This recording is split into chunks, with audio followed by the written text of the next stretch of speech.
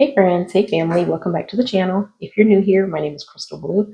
I do Christian content and I also do what's called the Word of the Day. I also have videos and shorts of me and my family having fun together, and I also have inspirational shorts. So if you like what you see and hear, don't forget to like, subscribe, and share.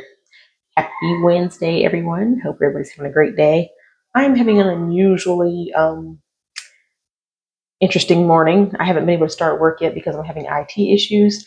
So they've got a ticket out to fix whatever's going wrong. So I said during that downtime, I guess I can go ahead on and get the word of the day in since I don't have anything better to do. Let me do something productive and something that I love, which is read to you guys and discuss things about the Bible. So today we are going to be reading from Matthew again, because yesterday we read from Matthew, but today we're going to be reading from Matthew chapter 5, verses 17 through 19. And it's talking about the fulfillment of the law. And Jesus is telling people basically, what he's come back to do to fulfill the law. And everything will be fulfilled and everything will happen as he says. And he said, if anyone basically tries to go against it, they will be the least in the kingdom. And whoever does go by the laws, the commandments, will be the greatest in the kingdom. But let's just go ahead and read through it. Again, it's Matthew 5, verses 17 through 19, and it reads, do not think that I have come to abolish the law of the prophets. I have not come to abolish them, but to fulfill them. For truly I tell you, until heaven and earth disappear, not the smallest letter, not the least stroke of a pen, will by any means disappear from the law until everything is accomplished. Therefore, anyone who sets aside one of the least of these commands, and teaches others accordingly, will be called least in the kingdom of heaven. But whoever practices and teaches these commandments will be called great in the kingdom of heaven. So he's talking about he didn't come here to take the commandments away. He wants to make sure that the commandments are fulfilled. And these prophets that were out there at the time that were supposed to be helping and teaching and fulfilling the law as well, he said, if they try to take pieces out or manipulate them or kind of try to change them, they will be called the least in the kingdom. But those who follow those commandments to the letter will be the greatest in the community and in the kingdom.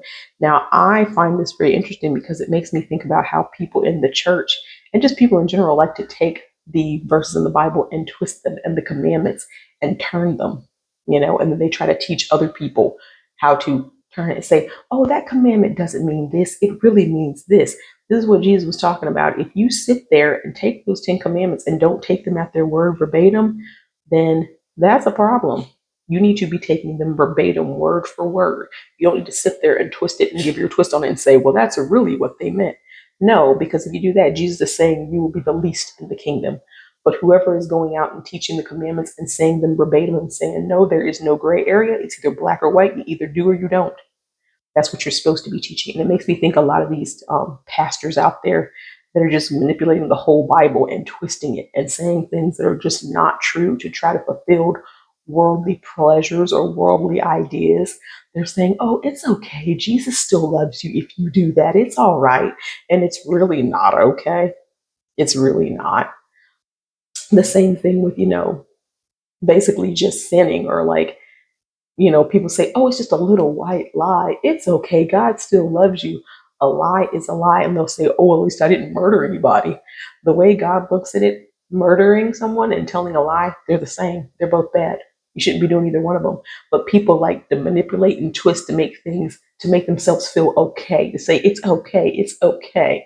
It's not okay. And Jesus is saying this right here. If you don't fulfill the laws by the letter, then guess what? You will be the least. But if you fill it to the letter like you're supposed to and go by it verbatim and don't try to change anything, and that's what you go teaching, is that, then you will be the greatest in the kingdom.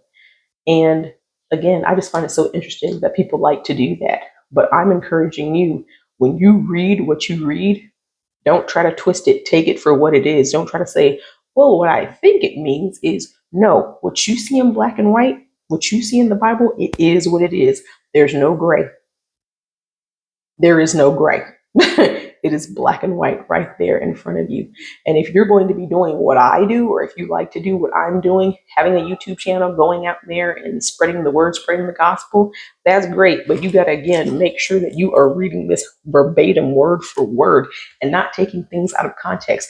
I understand people have their interpretations and try to break it down to make people understand and educate them. That's perfectly fine. I'm not talking about that. I'm talking about you actually twist it to benefit yourself, so you can, eke by and say, oh, I'm okay, and then still keep doing bad things.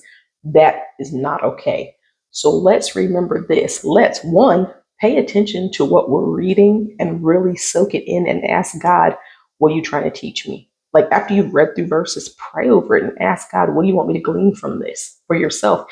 Don't just take other people's word for it. And same for me. Don't just take my word for it. Read it yourself. And I always tell you that. Read it yourself, because I'm a human being and I'm fallible just like you. I'm going to make mistakes. That's why I say read it yourself. Pray over it and meditate on it and ask God, what do you want me to learn from this? This is what we should be doing, instead of just going by what man says and taking man or woman for what they say, because they could be completely twisting something and you wouldn't know it unless you actually read the right words from right here. So again, don't take my word for it. Read it for yourself. So I said all that to say, when we are just taking in things and listening to things about the word and listening to other people preach, after we have listened to them, follow it up by this for accuracy. Because people can say all types of things, but you need to back it up and follow it with the accuracy, because this is the word. This is the truth. This is the way. This is the life. This is it right here. All right. Again, this was from Matthew chapter 5, verses 17 through 19. I hope this blessed you guys. And Lord willing, I'll see you guys tomorrow. Bye-bye.